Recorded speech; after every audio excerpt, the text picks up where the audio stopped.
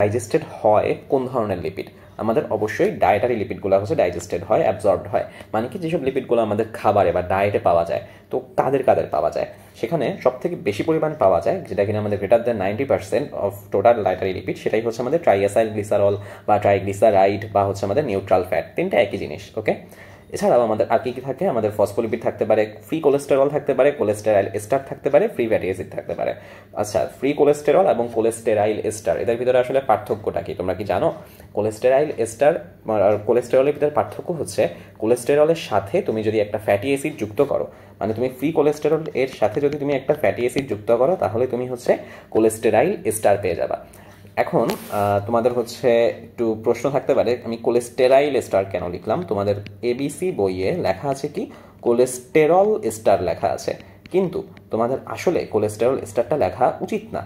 উচিত না কারণ কি, তোমরা যদি হচ্ছে গিয়ে দেখো, তোমাদের হচ্ছে গিয়ে কোথায় কোথায় লিপিন কটে দেখো, তারপরে হচ্ছে গিয়ে তোমরা যদি হচ্ছে গিয়ে তোমাদের হারপার বইয়ে দেখো, তাহলে দেখবা যে ওখানে অ্যাকচুয়ালি কোলেস্টেরাইল এস্টার লেখা, কোলেস্টেরাইল, ঠিক আছে, কোলেস্টেরল এস্টার না। এটা অ্যাকচুয়ালি তোমাদের অর্গানিক কেমিস্ট্রি নামকরণের একটা নিয়ম অনুযায়ী কোলেস্টেরাইলটাই বলা বেটার কোলেস্টেরল বলার থেকে। যদিও তোমরা এটা বললে এমন না যে তোমাদের মার্কেটে দিবে বা কোনো টিচার খুবই মাইন্ড করবে, এরকম কিছুই না, কোনো টিচার তোমাকে কিছু বলবেও না। স্টিল আমার মতে ভালোটা মানে শুদ্ধটা জেনে রাখা বেটার, ঠিক আছে। কোলেস্টেরাইল এস্টার এটাকে আসলে বলা উচিত। আচ্ছা, তো এবার দেখি আমাদের হচ্ছে ডাইজেশনের যে প্রসেসটা, সেটা আসলে কিভাবে কি হচ্ছে। প্রথমত আমাদের হচ্ছে গিয়ে যে অ্যালিমেন্টারি সিস্টেম কোথা থেকে শুরু হয়? আমাদের মাউথ থেকে, আমাদের মুখ গহ্বর থেকে হচ্ছে আমাদের শুরু হয়। তো অ্যালিমেন্টারি সিস্টেমের ফার্স্টেই আমাদের যে মাউথ আছে, মাউথে অ্যাকচুয়ালি আমাদের এক ধরনের লাইপেজ সিক্রেটেড হয়। আমরা সবাই জানি, পড়ে আসছি আমরা, যে লাইপেজ হচ্ছে গিয়ে লিপিডকে ডাইজেস্ট করে। কিন্তু আমাদের লাইপেজের অনেক প্রকারভেদ আছে। আমাদের মাউথে বের হয় আমাদের লিঙ্গুয়াল লাইপেজ, আমাদের স্টোমাকে বের হয় আমাদের গ্যাস্ট্রিক লাইপেজ, এরপর ইন্টেস্টাইনে গিয়ে আমরা পাচ্ছি প্যানক্রিয়াটিক লাইপেজ। মানে ইন্টেস্টাইন সিক্রেট করে না, প্যানক্রিয়াস থেকে সিক্রেটেড হয়ে ইন্টেস্টাইনে আসে প্যানক্রিয়াটিক লাইপেজ। তো তোমাদের মাউথে লিঙ্গুয়াল লাইপেজ পাওয়া যাচ্ছে, কিন্তু মনে রাখবা লিঙ্গুয়াল লাইপেজ মাউথে কাজ করে না। কেন কাজ করে না? কারণ লিঙ্গুয়াল লাইপেজের হচ্ছে গিয়ে যে অপটিমাম যে পিএইচ আছে, অপটিমাম পিএইচটা হচ্ছে কততে? অপটিমাম পিএইচ হচ্ছে তোমার 4 থেকে 6, ঠিক আছে। অপটিমাম পিএইচ 4 থেকে 6, যার কারণে সে আমাদের মুখে কাজ করতে পারে না, বিকজ মুখে আমাদের অ্যাসিডিক এরকম কোনো এনভায়রনমেন্ট নাই। তাহলে অ্যাসিডিক এনভায়রনমেন্ট কোথায় আছে? আমাদের স্টোমাকে আছে। সেই কারণে সে হচ্ছে কোথায় কাজ করতে পারে? সে হচ্ছে কি অ্যাকচুয়ালি আমাদের স্টোমাকে কাজ করতে পারে, ওকে। এবং সে মাউথে কাজ করে না। সো অ্যাকচুয়ালি আমাদের মাউথে নো ডাইজেশন, ঠিক আছে, no digestion of lipid, no digestion of fat বা লিপিড, তোমরা যা ইচ্ছা বলো, ওকে। তো লিঙ্গুয়াল লাইপেজ, এখানে আমি আর একটু জিনিস লিখছি, এটা কোথা থেকে বের হয়? তোমাদের হচ্ছে Ebner's gland on the dorsal surface of the tongue. Ebner's gland কি জিনিস? এটা হচ্ছে এক ধরনের মাইনর একটা স্যালাইভারি গ্ল্যান্ড, সেটা আমাদের ডরসাল সার্ফেস অফ দ্য টাঙে থাকে। এখানে একটা ছবি দিয়েছি, তোমরা ছবিটা দেখে বুঝতে পারলে ভালো, এটা মানে তোমার খুব একটা জানা লাগবে না এটা নিয়ে। আচ্ছা, তো এবার দেখি আমাদের স্টোমাকে আসলে কি হচ্ছে।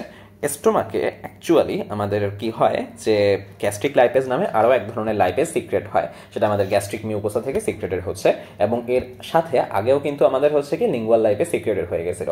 এরা দুইটাই হচ্ছে গিয়ে কি, যে অ্যাসিড স্ট্যাবল এক ধরনের এনজাইম।